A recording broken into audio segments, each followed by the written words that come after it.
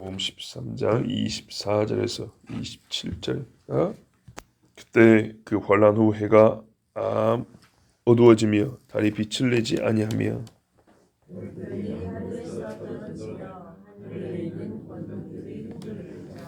그때 인자가 구름을 타고 큰 권능과 영광으로 오는 것을 사람들이 보리라. 또 그때 그가 천사들을 보내어 자기가 택하신 자들을 땅 끝으로부터 하늘 끝까지 사방에서 모으리라. 아멘. 그 환란 후, 그때는 환란 후입니다.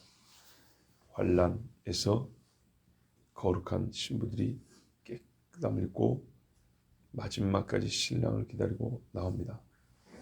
가짜 신랑이라고 하는 것들을 쫓지 아니하고 그들이 주겠다는 금은보화를 유혹받지 아니하고 이겨내고 갖은 모욕이나 유혹을 이겨내고 신랑 앞에 나오게 됩니다. 그때는 환란 후입니다. 그런데 그 환란 후에 하늘의 징조가 있습니다. 성경에 보면 환란을 주는 것은 사단이고 사람이고 또 하나님께서 그 시기에 재앙을 내립니다. 그래서 이거 구분해야 됩니다. 사탄이 믿음의 사람들을 핍박하는 것과 하나님이 불의한 세상을 형벌을 내리시는 것이 함께 묶여 있습니다. 이게 우리가 말하는 마지막 환란입니다.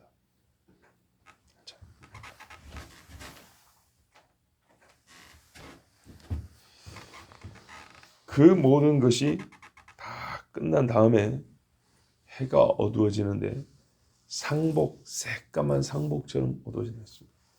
우리 한국 사회로 생각하면 곤란합니다.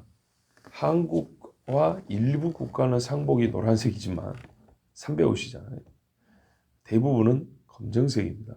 검다는 얘기고 달도 빛을 내지 않는다 그랬습니다. 그런데 환란 동안에는 어떤 일이 벌어지냐면 해와 달이 색깔이 변할 때가 있습니다. 핏빛같이 변하며 그랬습니다.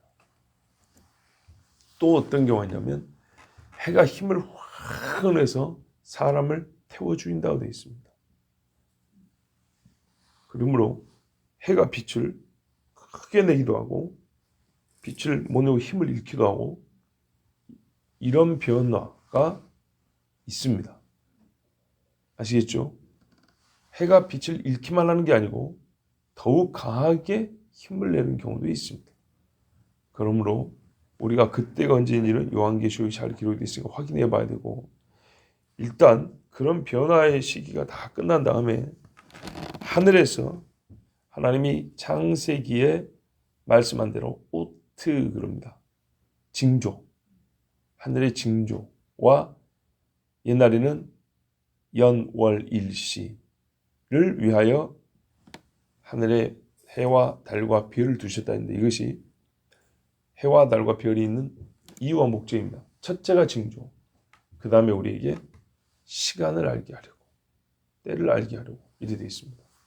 그래서 예수님이 이 땅에 오실 때도 하늘의 별이 나타났죠. 마지막에도 하늘의 별을 통해서 우리에게 하나님이 이제 주님 오실 때가 다 됐다, 환란이 끝났다 라고 가르치는데 그게 해와 달입니다. 그러면 모르는 사람이 없겠죠. 하늘에 나타날 징조를 여러분 눈을 크게 뜨고 보셔야 됩니다. 지상에서 쏘는 빛들에 가리게 해서 보지 못하게 하는 수작도 벌릴 겁니다. 무슨 말이냐면 지금 땅에 전기불만 밝아도 하늘에 별 안 보이죠. 그죠? 달빛도 제대로 안 보입니다. 그런데 만일에 지상에서 밤에 레이저 쇼 같은 거 한다고 하고 빛을 하늘로 쫙 스치할 때 쏴 올려버리면 달빛을 제대로 볼 수 있을까요? 못 보겠죠. 그리고 여러분 그거 아세요? 가끔 영상에 보면 해가 여러 개 보이는 영상도 있습니다. 해가 여러 개 보이는. 실제로 일반 사람들이 찍은 겁니다. 그 경우는 어떻게 경우냐면 플라스 그런가 그 반구 공을 반으로 뚝 자르고 한쪽에 뚜껑이 이렇게 있겠죠. 이게 유리라고 하면 생각해보세요. 그리고 그 가운데다가 전기불 하나 땅 켜보세요. 그러면 이 빛이 반사가 되겠죠. 그죠? 각도에 따라서 이렇게 사방으로 이 빛이 보이는 수가 있습니다. 그런 효과로 말미암아 해가 하늘에 궁창이 이렇게 덮고 있다 보니까 물이잖아요. 그래서 얘가 그 각도에 따라서 빛나서 여러 개가 보이는 경우가 있습니다. 이런 경우는 내 위치에 따라서 거의 90도 차이로 보입니다. 정면에서 해가 있으면 이쪽이 90도, 이쪽이 90도 이런 식이죠. 근데 그게 아니고 두 해가 나란히 떠 있는 것처럼 이렇게 보이는 경우가 있습니다. 근데 이거는 그냥 그런 반사된 그래서 여러 개 보이는 게 아니고 진짜 이글이글 타는 것처럼 찾아보면 있습니다. 요거는 사람들이 의도적으로 가짜 태양을 만들어내는 경우입니다. 예, 이게 화면 조작이 아니면 그런 연구들도 있습니다. 무섭죠? 자, 왜 이 말씀 드냐면 이런 식으로 해서 태양과 달에 대한 하나님이 창조하시지 않고도 인간이 사람을 복제 만드는 것처럼 태양과 달을 우리 눈의 시각에서 조작해서 시각 효과를 낸다든지 아니면 유사한 것들을 만들어서 하늘에 이렇게 보이게 한다든지 또는 띄워놓는다든지 이런 식으로 해서 사람들이 하늘의 태양과 달 또는 별이 어떤 존재인지 하나님의 순전한 피조물이고 하나님께서 징조를 위하여 연월 일시를 갖추기 위해서 만들어 놓은 하늘의 광명체들이다. 이것을 개념을 흐리게 하고 믿음을 버리게 하고 그리고 나중에 중요한 징조가 나타날 때 헷갈리게 하는 거죠. 왜? 조작할 수 있으니까. 이래서 하나님의 때를 알지 못하게 하는 일들까지 현재 계획되고 실험 중이고 가끔 테스트를 하고 있다는 것을 아셔야 됩니다. 그런 것들을 소재로 해서 만든 영화 같은 것도 있습니다. 자, 이사야 13장 10절에 보면 하늘의 별들과 별 무리가 그 빛을 내지 아니하며 해가 돋아도 어두우며 달이 그 빛을 비추지 아니할 것이로다 그랬습니다. 이게 이사야 13장은 잘 보세요. 이사야는 유다에게 있을 일이면서 앞으로 마지막에 있을 일을 예언한 것입니다. 그래서 제가 늘 예언서를 그렇게 뭐라 했죠. 항상 그런 건 아니지만 성경 안에 실제로 종말의 이야기가 들어있는 그런 예언서들은 이스라엘 당대, 멀지 않은 당대 이야기면서 동시에 중첩되어서 이 세상 끝에 있을 마지막 환란을 겸하여 예언하고 있다. 예수님에 관한 이야기도 초림의 예수님의 모습을 예언하고 있습니다. 그리고 여기 탁 그 다음에 자 여기서부터 재림입니다 이렇게 말 안 해준다고요. 초림과 재림을 한꺼번에 말을 한다고요. 그래서 자기 원하는 대로 재림 시에 승리하는 예수님을 원하니까 유대인들은 요 뒤에 것만 취했다고요. 초림의 예수님을 만나고도 재림하실 때 예수님이 그의 나라를 세운다는 이야기만 취해놓으니까 그거를 소위 정치적으로 해석할 수밖에 없어서 로마에 안 그래도 속국으로 사니까 로마를 뒤집고 옛날에 다윗의 때를 원한다 했죠. 이 마지막 때는 뭐가 문제라고요? 똑같이 있는데 십자가에 죽는다는 것만 취합니다. 그 뒤에 걸 억지로 더 끼워 맞춥니다. 이쪽 사람들이 요거를 이렇게 끼워 맞춥니다. 그래서 자기가 원하는 대로 이렇게 엇갈려서 하니 시대 분별이 안 되고 시대에 맞지 않는 잘못된 신앙관을 갖고 된다 했어요. 그래서 제가 오죽했으면 좀 비난적으로 현대 신앙인들은 십자가에서 모든 은혜를 다 빨아먹으려고 그런다 그랬죠. 주님이 다시 오신다는 소리도 얼마나 은혜스러운, 얼마나 큰 위로가 되는데요. 이 악한 세상이 악해질 대로 더 악해져 더 악해지는데 끝이 없는데 주님 오셔서 끝을 낸다는데 이게 악을 고통스러워하는 사람들이 얼마나 큰 은혜입니까? 병이 나서 고통스러워하는 사람은 이 수술 끝나면 안 아프다는 게 얼마나 큰 은혜입니까? 마찬가지입니다. 죄에 대하여 고통스러워하는 사람, 죄를 아파하는 사람에게는 이 죄가 끝난다는 것이 얼마나 큰 위로인지 모릅니다. 자, 두 개를 다 취해야 됩니다.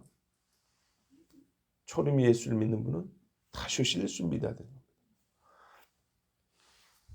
여기 보면 이사야에도 하늘의 별들로 빛을 내지 않는다 했습니다. 그러니까 해와 달만 빛을 잃는 것이 아니고 별들도 안 보입니다. 이런 일이 벌어집니다. 근데 지금요.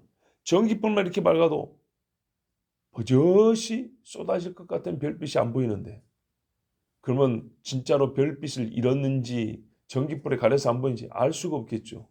그러니까요.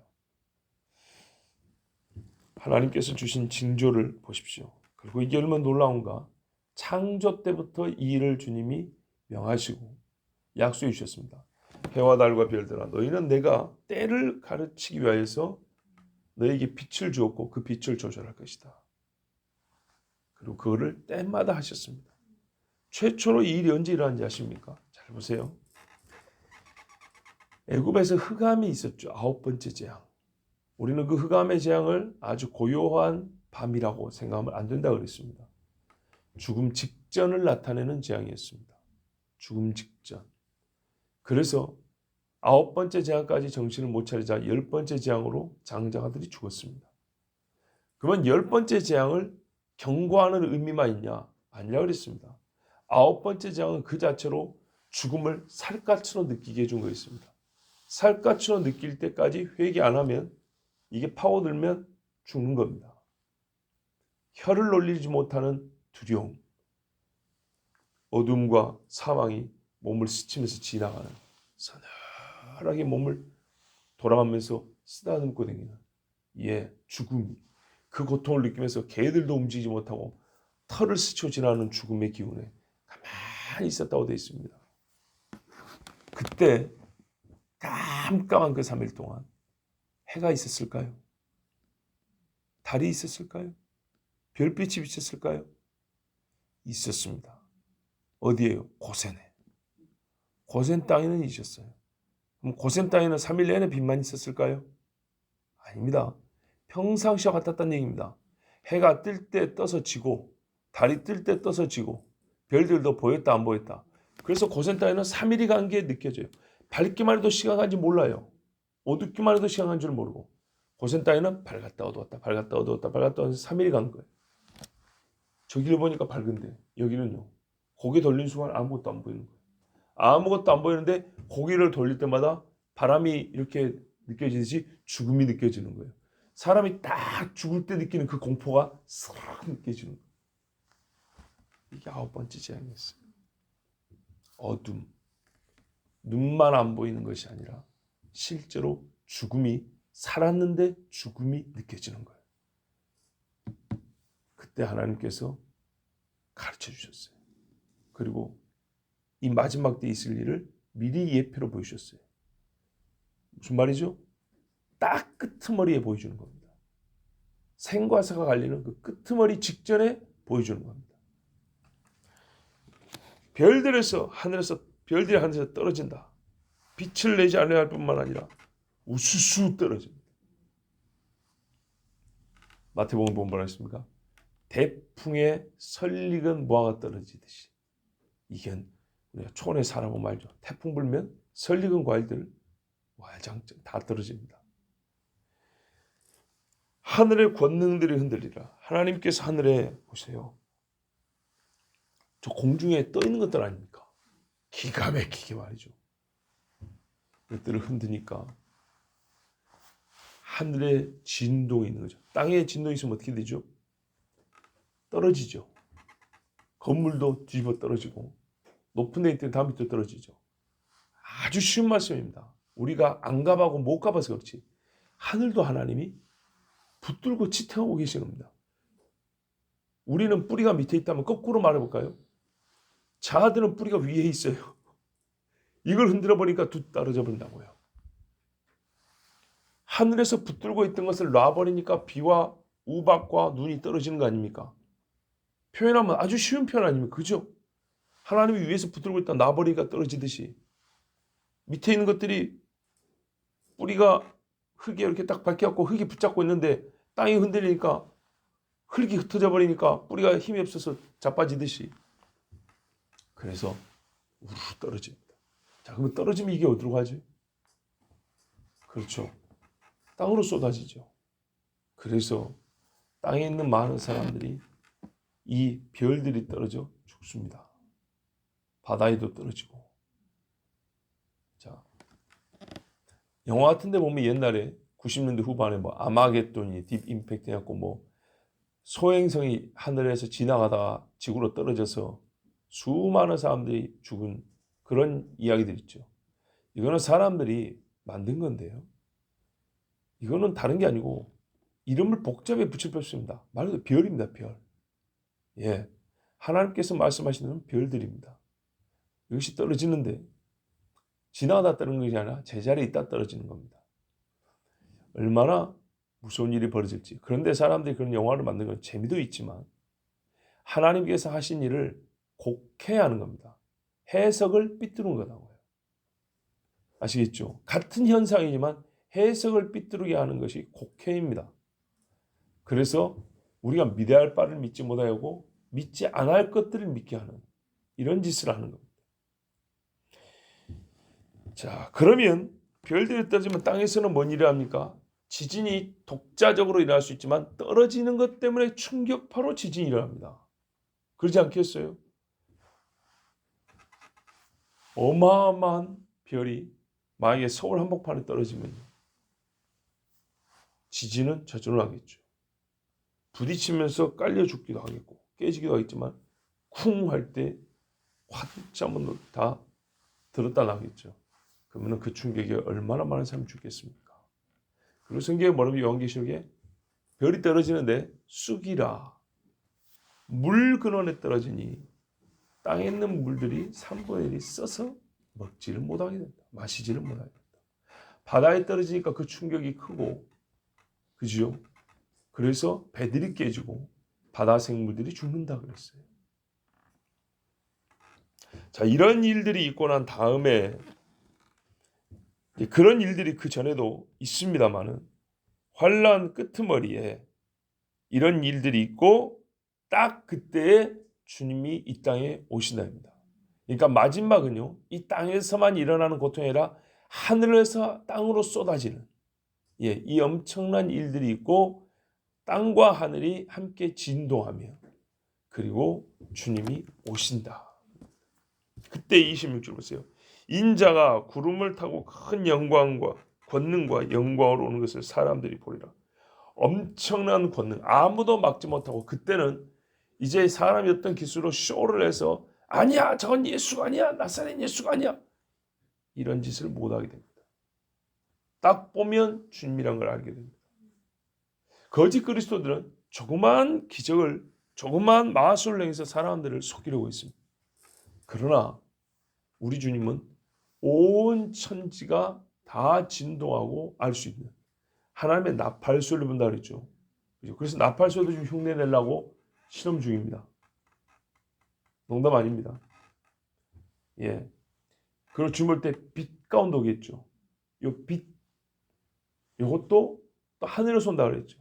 그래서 하늘에서 사람들의 눈을 속일 만한 그런 장치들도 만들고 연습 중입니다. 그런 게 어딨냐? 찾아보십시오. 있습니다.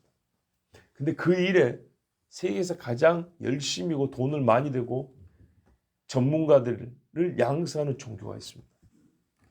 그게 바로 로마 카톨릭입니다. 이마야 블루빛 프로젝트, 푸른빛 프로젝트. 그 외에 여러 가지 이름으로 진행되고 있는 일들이 있습니다. 자, 하여튼 이 세상에 자칭 그리스도와 가짜 그리스도들이 흉내낼 수 없는 영광과 권능입니다. 예수님 이 땅에 오실 때 천군들이 산을 둘러 찬송을 했지 않습니까? 그때는 몇 사람에게만 보였습니다. 목동들에만 보였는데 이제는 전 세계 사람들이 다 보게 됩니다. 요한계시는 뭐랍니까? 모든 눈이 그를 볼 것이요 그를 찌른 자도 볼 것이요. 그래서 이거는 쇼가 될 수가 없고 몇몇 사람들에게 보임으로써 너희들만 보는 거지 우리는 못 본다 이런 소리를 못합니다. 그 권능은 사람들을 두려워 엎드리게 만들 것이고 자기들의 죄가 하나 빠짐없이 다 드러나고 생각이 나서 바들바들 떨게 하는 그런 권능입니다. 재판정에 죄인이 들어서면 대번에 알아보죠. 죄가 없는 사람은 억울할지언정 떨지 않습니다. 자기 죄 때문에. 그러나 진짜 죄인은 아무리 변호사가 잘해도 가슴이 오마조마하죠. 그때 주님이 뭐 하시냐? 천사들을 보냅니다. 가짜 그리스도가 이런 일을 할 수 있습니까? 절대 못합니다. 천사를 어디로 보냅니까? 땅끝 하늘끝 사람이 있는 모든 곳에 보냅니다. 그래서 누구를 부르냐면 택하신 자들을 모으는데 여기서 모은다는 건 뭐죠? 자동차에 태워갖고 비행기에 태워온다는 얘기 아니죠. 확 끌어당긴다는 얘기죠. 이름 딱 부릅니다. 이름 한번 불러볼까요? 상상해보세요. 내 이름을 천사가 나팔 빵 불면서 크게 이름 석자 빵 빵 빵 부릅니다. 그때 내가 뭘 하고 있느냐 안에 쫙 끌려갑니다. 기가 막힐 일이죠. 이렇게 해서 모은다 했습니다. 가짜가 이런 일을 할 수 있을까요? 절대 못합니다. 가짜 그리스도는 절대 이런 일을 못해서 그때 자칭 그리스도라고 성전에 앉아있던 그놈은 부끄럽고 껍데기는 이렇게 두껍고 멋들어지게 색깔을 칠했지만 속은 텅텅 비어있다는 것이 바로 그 자리에 들어가서 수치를 머금고 고개를 숙일 수밖에 없습니다. 그렇습니다. 진짜와 가짜는 그 차이가 납니다. 마지막에 세상에 초라하게 보여도 참 신자는 주님이 부면 끌려가는 거고 이 끌는다는 것은 죄를 지가 아니라 하늘로 끌어올려지는 거고 가짜는 아무리 그리스도 이름으로 도배된 옷을 이렇게 두껍게 입고 몇 벌 입고 있어도 아무것도 아니었다는 것. 하나님이 다 불로 살라버립니다. 여러분, 이래서 어떻게 되죠? 영원히 갈립니다. 영원히.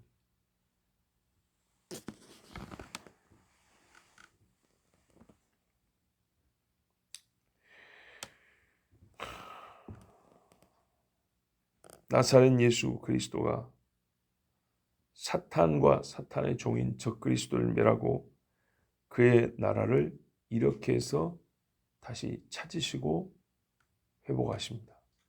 이 일은 다니엘서에 잘 또 기록이 되어 있는데요. 우리가 잘 아는 7장에 그 후에 내가 또 본즉 그 후라는 것은 여러 짐승들 이야기라고 있는 겁니다. 그리고 마지막 짐승을 얘기합니다. 다른 짐승 곧 표범과 같은 것이 있는데 그 등에는 새의 날개 넷이 있고 그 짐승에게 또 머리 넷이 있으며 권세를 받았더라. 내가 밤 환상 가운데 그 다음에 본 넷째 짐승은 무섭고 놀라우며 또 매우 강하며 또 쇠로 된 큰 이가 있어서 먹고 부서뜨리고 그 나머지를 발로 밟았으며 이 짐승은 전에 모든 짐승과 다르고 또 10뿔이 있더라. 자, 이 넷째 짐승이 마지막 적그리스도 제국이라고 그랬습니다. 내가 그 뿔을 유심히 보는 중에 다른 작은 뿔이 그 사이에서 나더니 첫 번째 뿔 중에 셋이 그 앞에서 뿌리까지 뽑혔으며 이 작은 뿔에는 사람의 눈 같은 눈들이 있고 또 입이 있어 큰 말을 하였더라. 요한계시록 하면 참남한 말을 한다고 되어 있죠. 신성모독입니다. 내가 보니 왕좌가 놓이고 옛적부터 항상 계신 이가 좌정하셨는데 자, 요한계시록에는 이 마지막 제국이 하는 일이 좀 길게 설명이 되는데 다니엘서에는 이 마지막 제국과 그리스도의 나라를 대조만 시켜놓습니다. 얘가 어떤 짓을 하는지에 대한 이야기를 조금만 기록하고 빨리 그리스도의 나라로 넘어갑니다. 그래서 다니엘서가 이 두 나라의 차이를 딱 가까이서 놓고 보기가 좋습니다. 보십시오. 어떻게 바뀐다고요? 작은 뿔에는 사람의 눈 같은 눈들이 있고 또 입이 있어 큰 말을 하였더라. 요게 이 마지막 제국에 대한 묘사입니다. 근데 그게 어쩌고 저쩌고를 길게 하지 않고 곧장 내가 보니 왕좌가 놓이고 옛적부터 항상 계시가 좌정하셨는데 이제 하나님의 보좌로 바로 넘어가 버립니다. 그의 옷은 희기가 눈 같고 그의 머리털은 깨끗한 양의 털 같고 그의 보좌는 불꽃이요 그의 밖에는 타오르는 불이며 불이 강처럼 흘러 불이 막 흘러. 에스겔서에 보면은 바퀴 안에 바퀴가 있고 눈들이 있다 그랬죠. 바로 그 이야기입니다. 에스겔이나 다니엘이 똑같은 거 보고 나중에 요한도 똑같은 걸 봅니다. 그의 옷은 희기가 눈 같고 그의 머리털은 깨끗한 양의 털 같고 그의 보좌는 불꽃이요 그의 밖에는 타오르는 불이며 불이 강처럼 흘러 그의 입에서 나오며 그를 섬기는 자는 천천히요 그 앞에서 모셔선 자는 만만이며 심판을 베푸는데. 자, 마지막에 보십시오. 책들이 펴놓였더라. 그때 내가 작은 뿔이 말하는 큰 목소리로 말미암아 주목하여 보는 사이에 짐승이 죽임을 당하고 적그리스도의 최후입니다. 그의 시체가 상한 바 되어 타오르는 불에 던져졌으며 그 남은 짐승들은 그의 권세를 빼앗겼으나 그 생명은 보존되어 정한 시가 이르기를 기다리게 되었더라. 내가 또 밤 환상 중에 보니 인자 같은 이가 하늘 구름을 타고 와서 요게 예수님이 이 땅에 임하시는 모습입니다. 그러니까 어떤 일이라고요? 차이가 나죠. 이 껍데기는 어떻게 된다고요? 죽임을 당하고 불못에 던져진다고요. 그런데 인자는 하늘 구름을 타고 와서 옛적부터 항상 계신 이에게 나아가 그 앞으로 인도되며 그에게 권세와 영광과 나라를 주고 모든 백성과 나라들과 다른 언어를 말하는 모든 자들이 그를 섬기게 하였으니 다 이 인자인 그리스도 예수를 섬기게 합니다. 그의 권세는 소멸되지 아니하는 영원한 권세요 그의 나라는 멸망하지 아니할 것이니라. 아멘. 멸망하지 아니하고 소멸되지 아니하는 권세라. 자, 이 권세를 가지고 주님이 내려올 때 그 힘으로 자기 백성들을 끌어모은다 했습니다. 그와 동시에 이 적그리스도의 나라는 무너지고 깨지고 그는 죽임을 당합니다. 그리고 그 따르는 짐승들이 다 침을 당하는데 일부 생명이 남아있어서 그 다음에 또 때가 있다고 그랬습니다. 성경에 보면 천년이 차고 천년이 차면 잠깐 놓인다 이런 이야기도 있죠. 자, 어쨌든 중요한 것은 우리 주님이 오시는 날의 이 권세를 오늘 본문은 강조하여 보여주고 있는데 적그리스도가 사람들을 미혹하는 것과 완전 다른 것은 속임이고 거짓말이지만 주님은 순전히 참된 진짜 권세와 참된 영광으로 임하시고 자기 사람들을 속여서 그 마음을 빼앗아서 끌어당기는 게 아니라 권능으로 그 순전한 마음을 보시고 스스로 보시고 잡아 끌어올린다.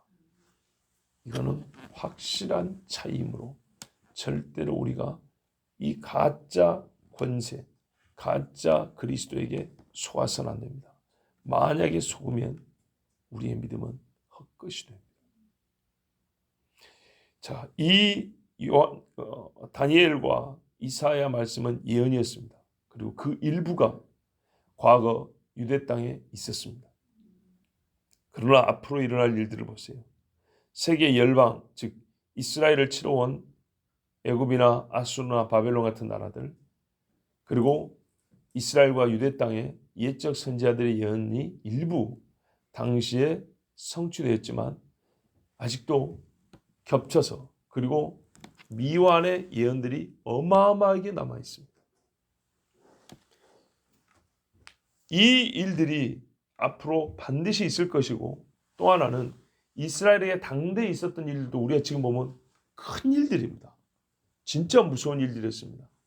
그러나 그것이 앞으로 있을 일의 모형에 불과하다는 것을 생각하면 앞으로 있을 일에 남아있는 예언과 또 중복되어 일어난다 하지만 그 정도가 얼마나 심하고 무서울지에 대해서는 우리가 간과하지 말고 기도로 준비해야 됩니다. 무서운 만큼 우리는 직접 주님을 보게 될 것이고 직접 주님을 보는 영광이 정말 말로 표현할 수 없을 겁니다. 당대의 이스라엘은 망해고 이방으로 끌려갔다가 예루살렘으로 돌아왔습니다. 그 돌아오는 기쁨이 얼마나 컸던지 우리가 눈물을 흘리면서 웃으며 눈물을 흘리며 고향 땅으로 돌아온 이스라엘을 읽었습니다. 바로 그겁니다. 입이 찢어질 정도로 웃으며 환호하며 감격의 눈물을 주룩주룩 흘리면서 우리가 주님을 맞게 될 텐데 그때의 그 기쁨과 환희는 옛적 이스라엘이 예루살렘에 돌아가는 것과 비교할 수 없습니다. 그렇다면 우리가 그들보다 더 큰 환난을 겪어내고 이겨내고 와야 된다는 말씀이 됩니다. 그래서 우리 육이 과연 이걸 견뎌낼 수 있을까? 참 심히 염려가 됩니다. 주께서 믿음을 주시고 보호하신다 하셨으니 우리는 그 말씀 붙들고 기도하며 준비하겠습니다.